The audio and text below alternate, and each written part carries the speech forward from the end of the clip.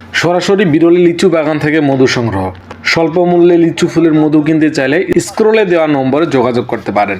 আগে থেকে কোনো প্রস্তুতি ছিল না। আমার ধর্মপুর ফরেস্ট বিটের বিট অফিসার মহসিন ভাই হুট করে জানালো মধু কিনতে যাচ্ছেন তিনি, সাথে থাকতে হবে আমাকেও। যেই কথা সেই কাজ।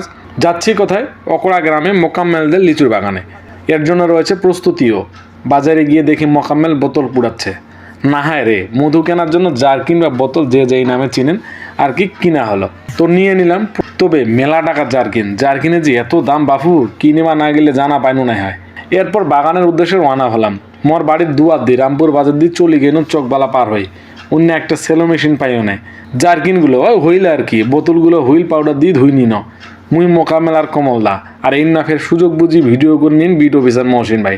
জারকিন ধোয়া হইলে আবার রওনা দিন বাগানের উদ্দেশ্যে। ও মা, বিশাল বড় বাগান বাপু, এই পাশ থেকে ওই পাশ কিচ্ছু দেখা যায় না। বাগানে বসে আছে শুধু নোরাইল থেকে সদূর থাকি আইছে নুর ইসলাম ভাই। প্রায় 7-8 বছর থাকি নাকি উনি প্রতিবার আসেন মোকাম্মেলদের বাগানে লিচু ফুলের মধু সংগ্রহ করতে। যাই হোক, লাইন করি জারকিনগুলো মধু সংগ্রহ করে রাখি দিছে। আমার জিন্না লাগিবে আমরা নিন, তারপর বাড়ি চলে আসিন।